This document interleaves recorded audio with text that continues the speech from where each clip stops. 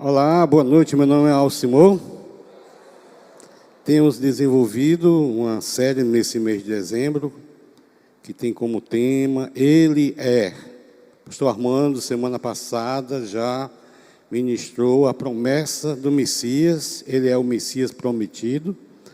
E nessa noite nós vamos falar que Jesus é o Verbo que se fez carne e habitou entre nós. Para isso, abramos as nossas Bíblias em João capítulo 1, versículo de 1 ao 4. Evangelho de João, capítulo do 1 ao 4.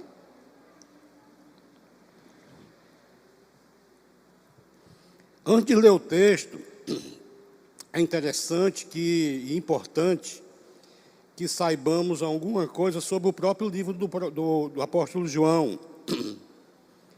O Evangelho de João é a obra literária, talvez a mais importante do mundo. Isso porque nenhuma obra literária foi traduzida para tantos idiomas.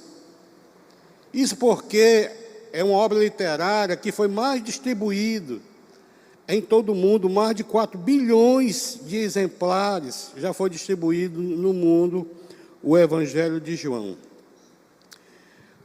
O Evangelho de João foi escrito no primeiro século, e, por sinal, foi escrito até depois dos evangelhos, os outros evangelhos sinóticos, ou seja, Mateus, Marcos e Lucas. Quando João escreveu o seu evangelho, já há mais de 20 anos, os 3 outros evangelhos circulavam na igreja primitiva. O Evangelho de João foi escrito quando todos os outros apóstolos já haviam falecido, através do martírio que aconteceu. O Evangelho de João foi escrito para defender a fé contra o ataque de uma seita herética, o gnosticismo, que negava a divindade de Jesus, negava a criação, negava a encarnação e negava também a ressurreição. Por isso o Evangelho de João, ele foi escrito para defender a tese que Jesus Cristo é verdadeiramente Deus, sem deixar de ser verdadeiramente homem. Eu vou repetir isso aqui porque isso aqui é muito importante para o nosso aprendizado, para a defesa da nossa fé. O Evangelho de João foi escrito, João escreveu esse Evangelho para provar uma tese, a tese que Jesus Cristo é verdadeiramente Deus, sem deixar de ser verdadeiramente homem. Queridos, nós vamos falar hoje um pouco sobre a doutrina da encarnação. E a doutrina da encarnação é um assunto extremamente importante para nós, eu e você, nós os cristãos. Porque se você não acreditar e você não defender o que Jesus Cristo, aconteceu com Jesus Cristo, a encarnação do Verbo, a sua fé vai ser uma fé baseada só em religiosidade. Por quê? Porque a encarnação faz sentido. É por isso que muitas religiões, inclusive pseudo-cristãs, elas se engodam, elas se dispersam, elas ficam variando, porque existe a encarnação e eles têm muita dificuldade de entender a encarnação do Verbo, que é justamente o assunto dessa noite, que é a encarnação. João capítulo 1, versículo 4, o texto que eu citei, que iríamos ler, diz assim: no princípio era o Verbo. Em algumas traduções falam assim, no princípio era o Logos. Em outras traduções, no princípio era a palavra. Que quer dizer a mesma coisa, Verbo, Logos e palavra. E o Verbo estava com Deus, e o Verbo era Deus.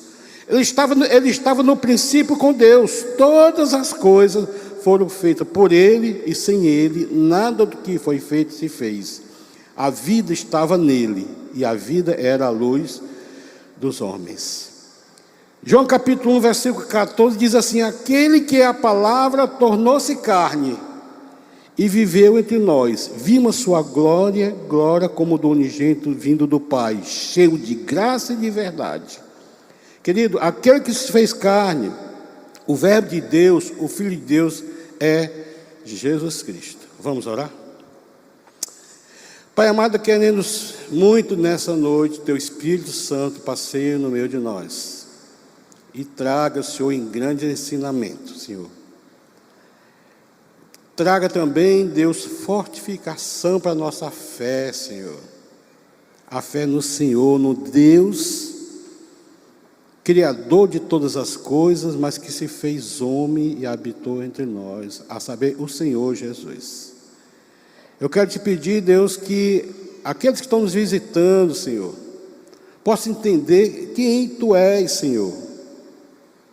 Por isso, Pai, eu te peço que Teu Espírito Santo possa nos convencer, possa traduzir tudo que vai ser ministrado nessa noite para o coração daqueles que vão estar ouvindo, Senhor. Eu peço graça por mim, que vou estar pregando, e peço graça para aqueles que vão estar ouvindo, em nome de Jesus. Amém, amém e amém, né?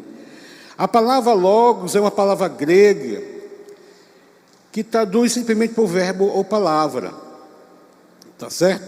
E ele traduz justamente para que entendamos o que é o logos de Deus, ou o verbo de Deus, ou a palavra de Deus, ou o Filho de Deus, que é a mesma coisa, certo? Então, logos significa mais do que uma palavra como nós costumamos ouvir. Logos significa a compreensão, o entendimento e a lógica de todas as coisas. Então, logos é o falar de Deus. Deus falou, aquilo que aconteceu lá na criação, haja luz, e houve luz. Então, queridos, esse é o falar de Deus, é o falar de Deus para a humanidade. Através de Jesus Cristo, Deus se fez carne e veio falar para nós. Esse logos é Deus se humanizando, através da pessoa de Jesus Cristo. O verbo que se fez carne e habitou em nós. Como foi que esse verbo se fez carne, essa palavra se fez carne, esse logo se fez carne? A palavra de Deus, ela é repleta de informação, principalmente muitas profecias foram citadas, apontando para o grande acontecimento da história. E, por sinal, é o maior acontecimento da história humana. Aquilo que nós vamos vivenciar agora nesse mês de dezembro, o nascimento de Jesus, que não é o nascimento só de uma criança qualquer, é o próprio Deus se fazendo carne e passou a habitar entre nós. E João, ele fala como Deus se humanizou, entrando na história da humanidade, entrando na minha história, entrando na nossa história e pode entrar na sua história. Isso é o que é o logos de Deus. O João já falava, e por sinal, a história de Jesus não começa naquela manjedoura lá em Belém, como vemos nos presépios, nas árvores de Natal, presépio, né, lapinha, né, como alguns falam. Não, a história de Jesus não começou em Belém, porque João fala da pré-existência de Jesus. Ele fala, o verbo estava com Deus, e o verbo era Deus. E algumas profecias já apontaram muito antes do nascimento de Jesus para esse grande fato, o grande fato que viria a acontecer. Isaías capítulo 7, versículo 13 e 14, diz assim, disse então Isaías. Por que Isaías disse? Porque Deus havia falado, o profeta é aquele que falava ao povo por Deus. Deus mandava o profeta dizer para o povo, e o profeta falava e as coisas aconteciam, principalmente as promessas dele. Disse então Isaías. Isaías disse o que Deus disse para ele. Ouçam agora, descendente de Davi, falando para o povo de Israel. Não basta abusar da paciência dos homens, também vão abusar da paciência de Deus, o povo, sabe, fazendo pouco, como acontece muito hoje, muito fazendo pouco da misericórdia, da graça de Deus. Não basta abusar da paciência de homens, agora estão abusando da paciência de Deus. Versículo 14 diz assim: por isso o Senhor mesmo lhe dará um sinal. A virgem ficará grávida e dará à luz um filho e o chamará Emanuel. Amém? Olha, o Isaías profetizou, e o cumprimento da missão a gente vê lá em Mateus capítulo 1, versículo 22 e 23, que diz assim: tudo isso aconteceu para que se cumprisse o que o Senhor dissera pelo profeta. Aí ele repete aqui o que o profeta Isaías fala: a virgem ficará grávida e dará à luz a um filho e lhe chamará Emanuel, que significa Deus conosco, Deus presente conosco. Essa é uma profecia, né? Existe também outra profecia que dizia até onde ele ia nascer, a cidade onde ele iria nascer, a criança, né? Ele nasceu em Belém, conforme profecia do profeta Miqueias, capítulo 5, versículo 2, diz assim: mas tu, Belém Efrata, embora pequeno, está falando para essa cidade, esse povo, né, de Belém. Mas tu, Belém Efrata, embora pequena entre os cães de Judá, de ti, olha aqui, de onde? De Belém Efrata, virá para mim aquele que será o governador sobre Israel. Suas origens estão no passado distante, em tempos antigos. E algumas traduções dizem assim: desde a eternidade, as suas origens. Está dizendo justamente, apontando justamente para a divindade de Jesus, que estava lá, né, a segunda pessoa da Santíssima Trindade, né? E o cumprimento dessa profecia de Miqueias está em Mateus capítulo 2, versículo 1, 2, 3, 4 e 5, que diz assim: depois que Jesus nasceu em Belém da Judeia, olha aqui, o mesmo local onde Miqueias dissera, nos dias de Herodes, magos vindo do Oriente chegaram a Jerusalém e perguntaram: onde está o recém-nascido rei dos judeus? Vimos a sua estrela no Oriente e vimos adorá-lo, né? A gente vê muito nessas manjedouras, né, a figura desses três reis magos, né? Eles saíram do Oriente para adorá-lo, aquele que viria a ser rei dos judeus, que eles já tinham a informação. Quando o rei Herodes ouviu isso, ficou perturbado. Olha aqui, perturbou o rei. O nascimento de uma criança, se fosse uma criança qualquer, não, deixou o rei perturbado, e com ele toda a cidade, Jerusalém. Tendo reunido todos os chefes dos sacerdotes do povo e os mestres da lei, perguntaram-lhes: onde deve nascer o Cristo? Ele não sabia, talvez não soubesse a profecia de Miqueias. E eles responderam: olha aqui, em Belém da Judéia, pois assim escreveu o profeta. Aí cita a profecia de Miqueias, que diz assim: mas tu, Belém da terra de Judá, de forma alguma és a menor entre as principais cidades de Judá, pois de ti virá o líder que, como pastor, conduzirá a Israel, o meu povo. Olha aqui, que coisa fantástica, né? Após escrever que o verbo se fez carne e habitou entre nós, querido, o apóstolo João diz que e habitou entre nós. A palavra habitar é a mesma palavra traduzida por tabernacular. Ele tabernaculou no meio de nós, ou seja, ele armou tenda. Deus, Emanuel, Deus Filho, armou sua tenda entre nós e habitou entre nós, viveu entre nós como nós vimos, né? Como nós sabemos, né?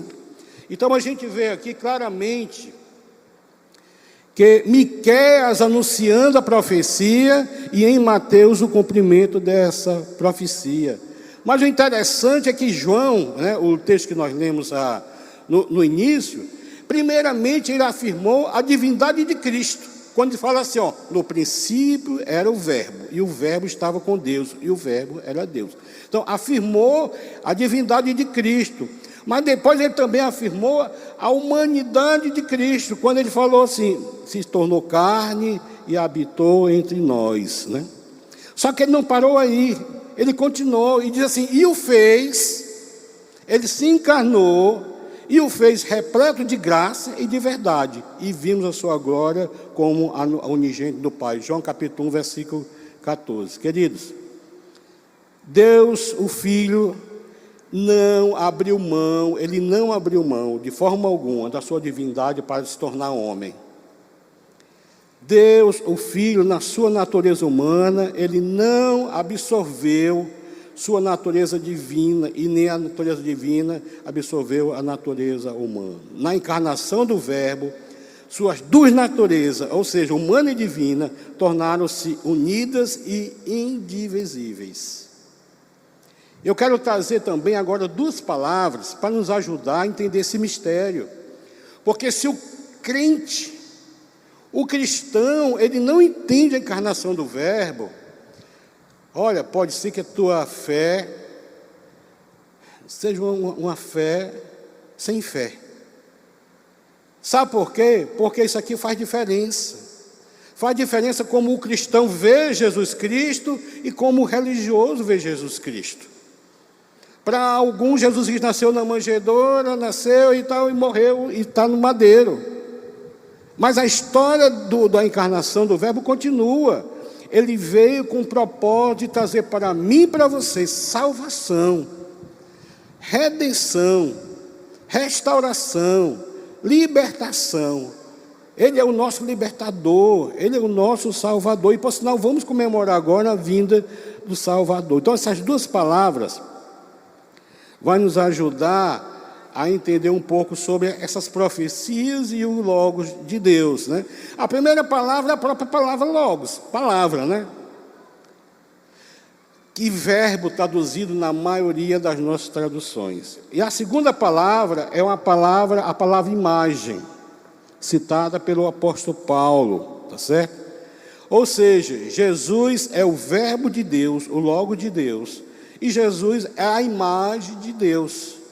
O apóstolo Paulo diz que ele é a imagem invisível de Deus, né? Então, essas duas palavras falam da mesma pessoa. Eles falam não só de Jesus, mas da sua obra e também da sua palavra. Então, vamos começar olhando de novo o texto do profeta Miqueias, que fala assim, ó: mas tu, Belém Efrata, embora pequena entre os clãs de Judá, de ti virá para mim aquele que será o governador sobre Israel. Em algumas traduções diz o guia, certo? Ele virá ser o guia sobre Israel, né? E no versículo 4 diz assim: ele se estabelecerá e os apacentará na força do Senhor, na majestade do nome do Senhor, o seu Deus, né? Então, essa profecia está dizendo que Jesus viria ser aquele que viria e seria Rei dos Reis, Senhor dos Senhores, Rei eterno, Pai da eternidade, como Isaías se referiu ao menino que nos nasceu. Amém? Essa profecia, ela mostra também que Jesus não é só uma figura histórica. Que Jesus, ele não é só uma figura histórica, e nem tampouco um guia espiritual como um outro guia espiritual, tá certo? Essa profecia, ela mostra que o Senhor Jesus é o Deus eterno, o Filho do Deus vivo, amém? Filho do Deus vivo. Mostrava também, como eu falei, onde ele iria nascer.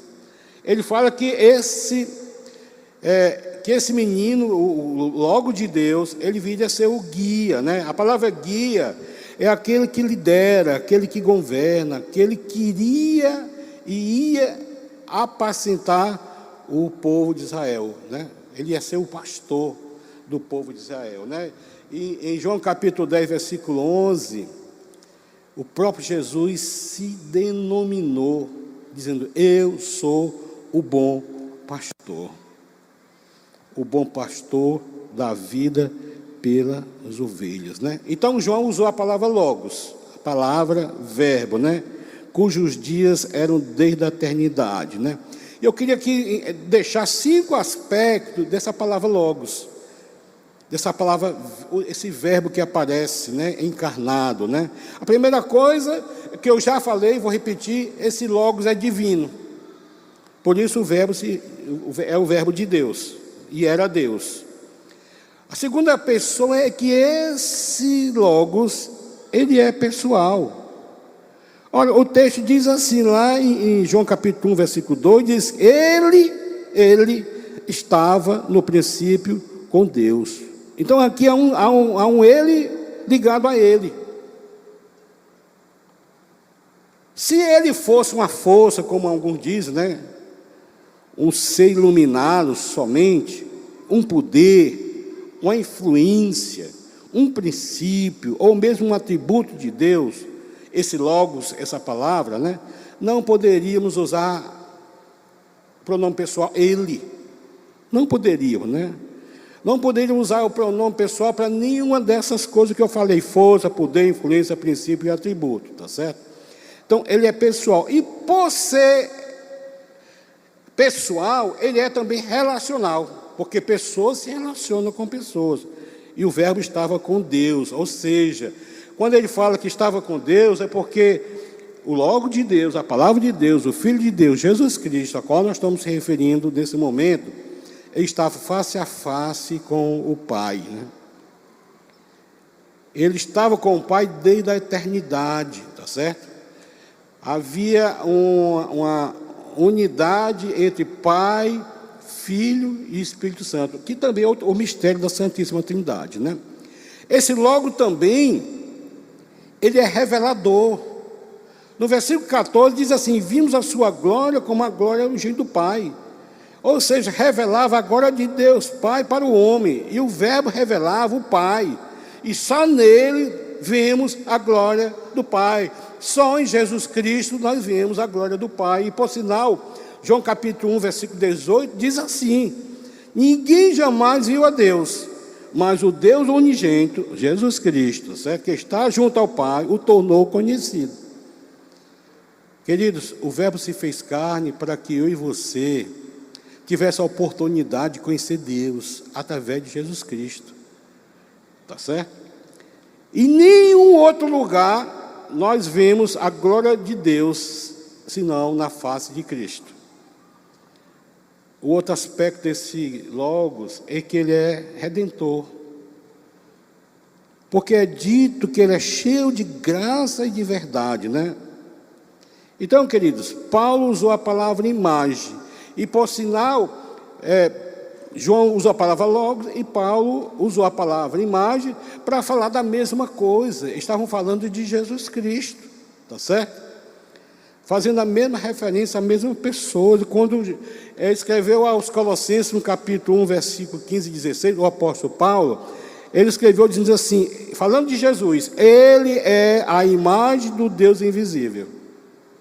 A gente não pode ver Deus, mas vê Deus através de Jesus Cristo, o primogênito sobre toda a criação, pois nele, em Jesus Cristo, foram criadas todas as coisas, nos céus e na terra, as visíveis e as invisíveis, sejam tronos ou soberanias, poderes ou autoridade, todas as coisas foram criadas por meio dele e para ele, né? Eu quero fazer aqui um paralelo entre essas duas palavras, logos e imagem, para entendermos a encarnação do verbo, né? Paulo escrevendo aos Coríntios, no capítulo 4, versículo 3 e 4, o apóstolo Paulo escreveu dizendo assim, ó, mas se o nosso evangelho está encoberto, para os que estão perecendo é que está encoberto. Acabou. O Deus desse século, em algumas traduções fala assim, o Deus dessa era, cegou o entendimento dos descrentes, para que não vejam a luz do evangelho da glória de Cristo, que é a imagem de Deus.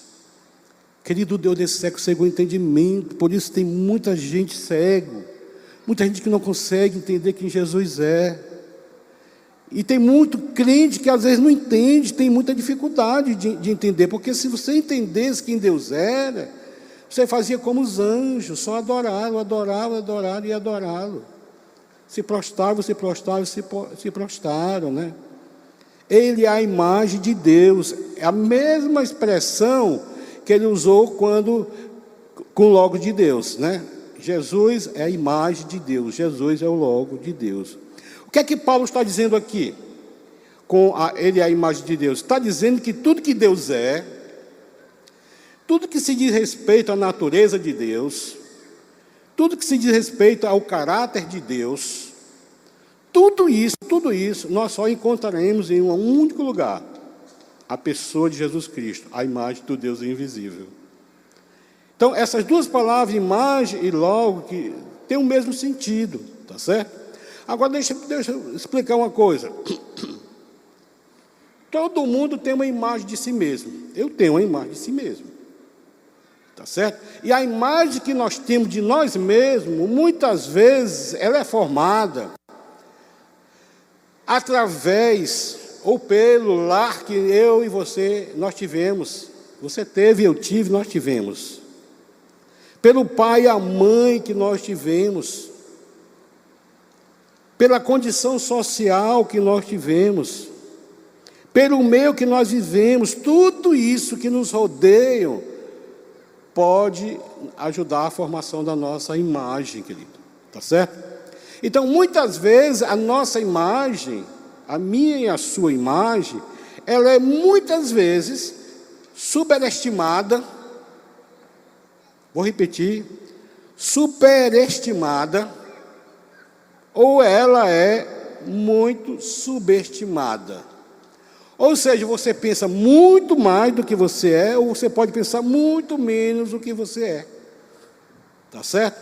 Ou seja, ela dificilmente ela é uma real imagem do que realmente você é. Sabe por quê, querido? Que nós temos essa imagem, às vezes até distorcida. Porque nós somos imperfeitos. Você é imperfeito. Eu sou imperfeito. Mas só que nós estamos tratando aqui de Deus. E Deus não é, tá certo? E a outra coisa, a gente pode não nos conhecer. Tem gente que não se conhece, precisa de um psicólogo para o psicólogo ajudar a pessoa a se conhecer, se encontrar. Mas Deus não é assim. Sabe por quê? Porque Deus se conhece, Ele é Deus onisciente, Ele sabe todas as coisas. Segundo, é um Deus que não mente, é verdadeiro.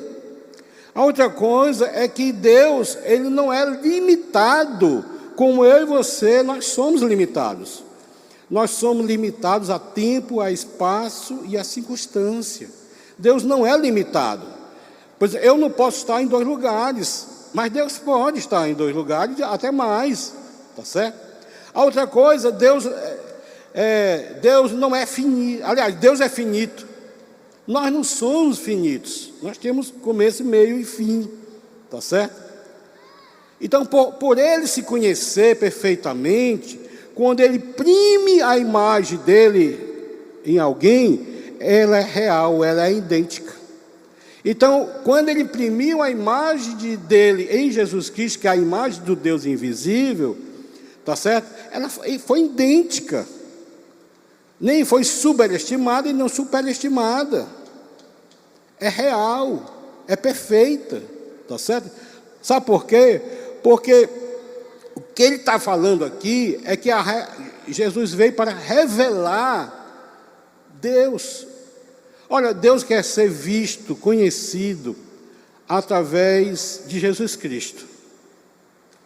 E quando nós reconhecemos Jesus Cristo como nosso Deus, nosso Senhor Salvador, a nossa missão também é fazer que as pessoas conheçam Cristo através de nós, e conhecendo Cristo através de nós, vai conhecer Deus através de Cristo.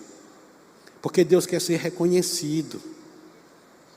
Tá certo? Então Ele usa o homem, por isso Ele se fez homem, né? Então, como a imagem dEle é perfeita, a revelação dEle será sempre santo, porque Ele é santo. Mas ele falou: sede santo, porque eu sou santo. Então é possível a gente buscar. A palavra santo quer dizer separado. Nós fomos separados por Deus, para Deus e para dar glórias a Deus. A imagem dele será completa, tá certo? Porque ele é completo. Tem muita gente que não se aceita. Não aceita a cor que Deus criou você. Aí toma remédio para ficar branco como Michael Jackson. Não aceita a cor do cabelo, aí pinta, né? Não tem nada contra quem pinta o cabelo, não, né? Deus criou assim, Deus criou com essa imagem, a imagem externa e a imagem interna. Tá certo? Mas a imagem de Deus é completa, não precisa de reparos, tá certo? Porque Ele é completo. A imagem de Deus é perfeita, porque Ele é perfeito. Ele diz: seja perfeito como é perfeito o meu Pai que está nos céus, né? Jesus falou. O autor aos Hebreus, no capítulo 1, versículo 1, ele fala assim, ó: há muito tempo Deus falou de muitas maneiras e de várias maneiras aos nossos antepassados por meio dos profetas. O que ele está falando aqui? Que período é esse? É o Velho Testamento, tá certo? Através dos profetas, quando Deus falava através dos profetas, como nós já vimos algumas profecias aqui nessa noite. Aí o versículo 2: mas nesses últimos dias Deus falou por meio do Filho, tá certo? O logo de João e a imagem de Paulo, a quem constituiu o herdeiro de todas as coisas e por meio de quem fez o universo, Deus Criador. Agora, quem é esse Filho aqui, tá certo? Que é referido aqui pelo autor dos Hebreus. Olha, Hebreus capítulo 3 fala sobre isso. Ele é o resplendor da glória de Deus e a expressão exata do seu ser. Jesus Cristo, entendeu? Esse que o logo de Deus. Deus Emanuel, aquele que encarnou, o verbo que se fez carne e habitou entre nós, sustentando todas as coisas por sua palavra poderosa. Depois de ter realizado a purificação dos pecados, ele se assentou à direita da majestade nas alturas, tornando-se tão superior aos anjos quanto ao nome que herdou e é superior ao deles, né? Querido, o verbo se fez carne e habitou entre nós, e nele Deus já providenciou para mim e para você salvação, amém? E não há salvação fora de Jesus Cristo. Ele é o Salvador do mundo. Ele providenciou para mim e para você redenção dos nossos pecados, remissão do nosso pecado. Ele providenciou através de Jesus Cristo, Deus, revelação, Ele se revelou. Mas se revelou, sabe por quê? Porque Ele quer ter relacionamento, porque Deus é pessoal, Ele quer ter relacionamento com você. Ele quer ter relacionamento com a sua criação, com seus filhos, tá certo? Ele é relacional. Então o próprio Jesus Cristo falou: eu sou o caminho, eu sou a verdade. João 14,6. Eu sou o caminho, eu sou a verdade, eu sou a vida. Ninguém vem ao Pai senão por mim. Não tem atalho, queridos. Não tem outro intermediador, não. É Jesus Cristo, é o texto que diz, certo? Aquele que é a palavra, versículo João 1,14, ele fala: aquele que é a palavra tornou-se carne e viveu entre nós. Vimos sua glória agora como do gênero do Pai, vindo do Pai, cheio de graça e de verdade, né? Aquele, sem dúvida, João 1,14 para mim é um dos textos mais gostoso, mais bonito, mais lindo que eu encontro no Novo Testamento, né? Sabe por quê? Olha aqui: ai de nós, ai de vocês, ai de cada um de nós, se o verbo não tivesse tornado carne e não tivesse habitado entre nós. Sabe por quê? Ai de nós, se Jesus Cristo, que Deus tivesse decidido se tornar carne, para que Ele fosse visto por nós. Então nós podemos ver Deus através de Jesus Cristo. É uma oportunidade. Tocado por nós, porque Ele se humanizou, tá certo? Ouvido por nós, porque Ele falou, ensinou, e tem aqui a palavra de Deus, né? Reconhecido por nós, porque aqui é uma resposta que nós precisamos dar para aquilo que Ele fala, reconhecê-lo, na sua vida como Senhor e Salvador, Adonai, e recebido por nós. Ai de nós se o Verbo não tivesse tornado carne entre nós. Agora, o próprio João, escrevendo suas cartas, epístolas, ele também deu uma ênfase diferente que ele deu quando no Evangelho parece Logos, a palavra de Deus. Tá certo? Em 1 João capítulo 1, versículo 1, o apóstolo João, ele escreveu, diz assim, aquele que era desde o princípio, está se referindo à introdução do seu Evangelho, o que ouvimos, o que vimos com os olhos, o que contemplamos e as mãos apalparam, isso proclamamos a respeito da vida, a palavra da vida, ou o verbo da vida, né? Note que o Evangelho de João aqui, ele está dando ênfase à vida. Enquanto lá no Evangelho, aqui na carta, né? No Evangelho, ele deu a ênfase à palavra, ao verbo, ao logo de Deus, aquele da vida. Por quê? Porque Jesus, ele é o logos da vida. Ele é o verbo da vida, que dá vida. Ele veio para que tenhamos vida. Ele falou assim, eu venho para que tenham vida, e tenho até em abundância, né? Em 1 João, no capítulo 1, versículo 2, ele fala assim, a vida se manifestou. Falando de Jesus Cristo, ele não falou que era o caminho, a verdade e a vida se manifestou. Nós a vimos, e dela testemunhamos, e proclamamos a vocês a vida eterna. Sabe por que é vida eterna? Porque a vida eterna estava com o Pai, e se fez carne e habitou entre nós. E por isso nós podemos dizer, para a glória de Deus, que vida eterna, nós temos vida eterna em Cristo Jesus. Quando Lázaro morreu, que ressuscitou, a família chorando, ele falou assim, eu sou a ressurreição e a vida, né? Aquele que dá vida, ele é o autor da vida, mas ele é também aquele que consome a vida, né? Agora, por que a ênfase estava na vida, né? Ou seja, em Jesus, o verbo da vida, tá certo? Por quê? Porque Jesus é a ação de Deus, por isso ele é o verbo. É a ação de Deus. Então, a forma de Jesus pensar é a mesma forma de Deus pensar. A forma de Jesus sentir é a mesma forma de Deus sentir. Então, tudo que Jesus fala, faz, tá certo? Ele está expressando a vida de Deus em nós. Jesus não expressa somente aquilo que Deus é plenamente, mas expressa aquilo que eu e você, nós deveríamos ser. Eu e você deveríamos ser. Sabe por quê? Nós deveríamos ser? O que é que o homem deve ser? Tá certo? O que é que o homem deve ser? Tá certo? O homem deve ser transformado. Jesus veio para transformar.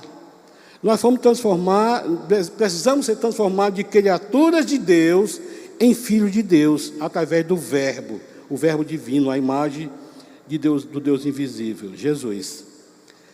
Nós precisamos ser transformados de mortos em delitos e pecados, em vivos para a glória de Deus. Amém? Vivos para a glória de Deus. Nós somos transformados porque a vida se manifestou. E a vida eterna estava com o Pai. Para quê? Para que foi que Jesus se manifestou? Olha, 1 João capítulo 1, versículo 3, fala sobre isso. Tá certo? Ele fala assim, nós lhe proclamamos o que vimos e ouvimos, para que vocês também tenham comunhão conosco, ou seja, com o Pai, com o Filho e com o Espírito Santo. Quer dizer, é possível termos comunhão com o Pai, com o Filho e com o Espírito Santo, através de Jesus Cristo, né? Quando nós oramos, né? João entendeu que a nossa comunhão é com o Pai e com o Filho. E isso era tão abrangente que escreveu, João capítulo 1, versículo 4, que diz assim, escrevemos estas coisas para que a vossa alegria seja completa. Sabe por quê, querido? Não existe felicidade fora de Jesus Cristo. Não existe. Tá certo? Não existe. João capítulo 1, versículo 6, nós tínhamos lido na introdução, do 1 ao 4, Ele fala assim, ó, surgiu um homem enviado por Deus chamado João. Está falando aqui João Batista, tá certo? Aquele que era voz que clama no deserto, tá certo? Ele veio como testemunha para testificar acerca da luz de Jesus, a fim de que por meio dele, de Jesus, todos os homens crescem. Olha aqui, por que João Batista veio? Por que eu e você, nós estamos aqui nessa terra, nesse mundo? Para que através de nós, através da palavra que nós pregamos e vivemos, pessoas também tenham um encontro com a luz. Ele próprio não era a luz, João Batista não era a luz do mundo, certo? Mas veio como testemunho da luz. Estava chegando ao mundo a verdadeira luz que ilumina todos os homens. Aquele que é a palavra, ou o verbo, ou logos, estava no mundo. O mundo foi feito por intermédio dele. Mas, olha aqui que tristeza, o mundo não o reconheceu. Está aqui o problema da humanidade, querido. Aqui está o problema da humanidade. Como também aqui está a solução do problema da humanidade. Certo? Ele veio para o que era seu, mas os seus não o receberam. Contudo, aos que crerem em seu nome, dele o direito de se tornarem filhos de Deus, a saber os que creem no seu nome, né? Quem eram esses seus que João está falando aqui? Ele veio para os seus e os seus me rejeitaram. Muitos afirmam, dizem que era judeu, por propriedade exclusiva dele. Não. Ele veio para a sua criação, tá certo? Ele veio para a sua criação, tá certo? A palavra de Deus diz que do Senhor é a terra e todos que neles habitam, né? Ou seja, nós, a humanidade, né? É muito comum encontrar uma pessoa falando assim, eu já até falei isso no passado, eu também sou filho de Deus. Já ouviram? Né? Isso é mentira. Eu quero dizer para você que acredita nisso, que é mentira. Porque a Bíblia fala diferente. A Bíblia diz que todos nós somos criaturas, criados por Deus. O Armando até falou semana passada, né? Viemos de Adão. Viemos debaixo do pecado, com a herança adâmica, né? Por isso ele amou o mundo de tal maneira e veio para morrer em nosso lugar, Jesus Cristo, né? Então, esses seus que João está se referindo aqui, é a criação de Deus, porque nós somos criatura de Deus, sim, tá certo? Ele veio para a sua criação. Então, você pertence à criação que pertence a Deus. Então, você pertence ao mundo que pertence a Deus. Você tem a possibilidade de conhecê-lo e aceitá-lo, ou simplesmente rejeitá-lo, como esses que é citado aqui. Eu vim para os meus e os meus rejeitaram, né? Então, que só através de Jesus Cristo nós podemos ter a paternidade divina. O Logos que se encarnou, para que eu e você tivesse a possibilidade de termos uma paternidade divina. Porque através de Jesus Cristo, você pode dizer assim, eu agora sou filho de Deus. Eu vim para os meus e os meus me rejeitaram. Mas agora todos quanto o receberam, foi dado o direito a se fazer filho de Deus, a saber os que creem no meu nome. Mas todos os quanto receberam, aqui não tem distinção, qualquer um. Ele vem para qualquer um, independente de cor, de situação financeira, tá certo? De preferência sexual. Ele veio também por você, querido. Ele quer entrar na sua vida, ele quer ser teu pai. E Jesus Cristo pode te dar essa condição, né? Os seus o rejeitaram, tá certo? O homem tem rejeitado o Logos de Deus, querido. Isso é uma verdade. O mundo está como está, porque o mundo tem trocado Jesus Cristo por Papai Noel. Eu estive agora em Gramado, fui com meus netos em Gramado ver o Natal de Luz. E também ter um tempo com o Lucas e Roberto, que estão chegando amanhã. Estão voltando para a nossa cidade e trabalhar aqui conosco na igreja. Gente, como tudo fala de duendes e Papai Noel e muito pouco de Jesus. O mundo tem trocado, certo? O mundo tem trocado Jesus pelos Deus criado pelo próprio homem. Isso é a realidade atual, tá certo? O mundo tem virado as costas para Deus. O mundo tem feito do ventre o seu próprio Deus, o seu próprio prazer, o seu próprio Deus. Mas a todos quanto receberam dele o poder de ser filho de Deus, saber os que creem no seu nome. Quem é que vai se tornar filho de Deus? Qualquer um. Mas qualquer um não é qualquer um, é qualquer um, certo? Independente da sua posição, da sua situação, qualquer um que crê, tá certo? Mas crê porque ouviram a palavra de Deus e aceitaram. Um dia, querido, eu era um bandido. Aceitei Jesus, 37 anos atrás. Ele entrou na minha história. Eu entendi esse verbo que se fez carne, abrindo 8, 9. Um dia, eu abri o meu coração e permiti que essa luz, tá certo? Que João testemunhava, eu vim para testemunhar da luz, que é Jesus, né? A luz do mundo, certo? Clareasse o meu entendimento, e Ele pode fazer isso com o seu entendimento. E por sinal, Ele falou lá em João 8:12, dizendo assim: eu sou a luz do mundo. Agora preste atenção, Jesus, Ele não falou para mim e para você, tá certo? Ele não falou para mim e para você: vós sois o pão da vida. Você não é o pão da vida. Mas Ele falou que eu sou o pão da vida, é uma das que Jesus é, né? Ele é o pão da vida. Ele falou: eu sou o pão da vida. A outra coisa, Jesus não falou para mim e para você: vós sois a ressurreição e a vida. Quem crê em vós, ainda que morra, viverá. Ele não falou isso. Mas Ele falou: eu sou a ressurreição e a vida. Tá certo?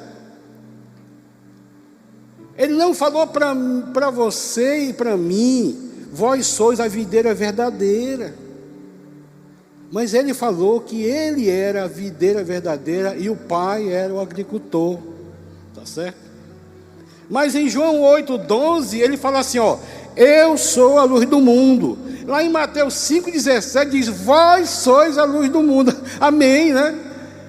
A única coisa que Ele falou que nós éramos: vós sois a luz do mundo, tá certo? Ele é a luz do mundo e nós somos a luz. Agora, como entender esse mistério, querido? Ele não falou nada que Ele era para nós, mas diz que eu e você, nós, os crentes, aqueles que aceitaram Jesus como Senhor e Salvador, filho, foi transformado em criatura, em filho, é a luz do mundo, tá certo? Para entender isso, eu quero fazer 2 perguntas para você. Primeira pergunta é: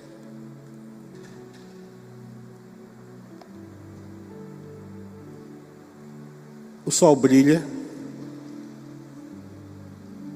O sol brilha? Com certeza você vai responder: brilha sim. Por que o sol brilha? Porque ele tem luz própria, e por isso ele brilha. Tá certo? E Jesus se comparou como o sol da justiça. Eu sou o sol da justiça. Tá certo? O sol brilha porque ele tem luz própria. Sabe por que Jesus brilha e quer brilhar na sua vida, querido? Porque ele tem luz própria. Ele é a luz do mundo. Ele é o sol da justiça. Ele é a verdadeira luz que ilumina todo homem, como nós vimos na palavra de Deus. Agora deixa eu fazer a segunda pergunta. A lua brilha? A lua? Aí você vai dizer: sim, ela brilha, sim. Ela clareia muito, né? Mas ela não tem luz própria. Ela precisa do sol para clarear. Para clarear, tá certo? A lua brilha por causa da luz do sol. Agora deixa eu dizer uma coisa para você. Quando Jesus falou, vós sois a luz do mundo, Ele não estava dizendo simplesmente que você vai brilhar e brilhar. Não, não, não. Sabe por quê? Porque nós, a igreja, nós não somos a luz do mundo. Jesus é a luz do mundo. Tá certo? A igreja brilha à medida que reflete a luz do sol. Nós somos como a lua. Nós não temos luz própria, mas podemos brilhar à medida que nós aproximamos do sol, nós brilhamos também. À medida que eu e você nos aproximamos da luz, que é Cristo, nós vamos brilhar para a glória de Deus. Por isso Ele falou, vós sois a luz do mundo. Nós podemos ser a luz do mundo, mas vamos refletir a luz de Deus através de Jesus Cristo. A igreja só brilha, querido, à medida que ela reflete a luz de Cristo no meio dela. A verdadeira luz que veio ao mundo, que ilumina todo homem, Jesus Cristo. O texto fala e afirma isso. É o verbo que se fez carne.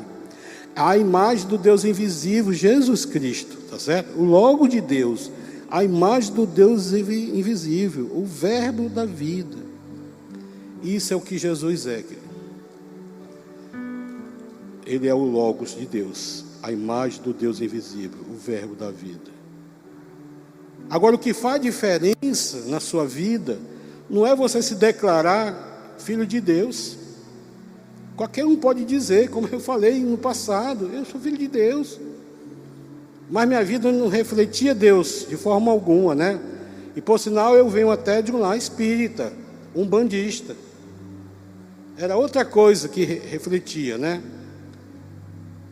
Mas eu quero dizer para vocês que não é simplesmente se você se declarar filho de Deus, é mais se Deus te declara filho dele. Isso que faz diferença. E Ele só vai te declarar filho dele quando você aceitar Jesus como Senhor e Salvador. Não tem outra, não tem. Ninguém vem ao Pai se não for através do Logo Divino, o Verbo de Deus, Jesus Cristo. Eu espero que você, nesse Natal, você reflita sobre o verdadeiro significado do Natal. O Natal só tem sentido se você entender que o Verbo se encarnou e habitou entre nós. Porque senão você vai estar contemplando um Jesus histórico. Porque a história conta, a história fala. Mas o verdadeiro Logos divino quer ser aceito. Quer ser proclamado por nós. Quer fazer parte da nossa história e da sua história. Isso é o que acontece. Aí você vai ter um Natal realmente como precisa ser. Porque a palavra Natal quer dizer presente.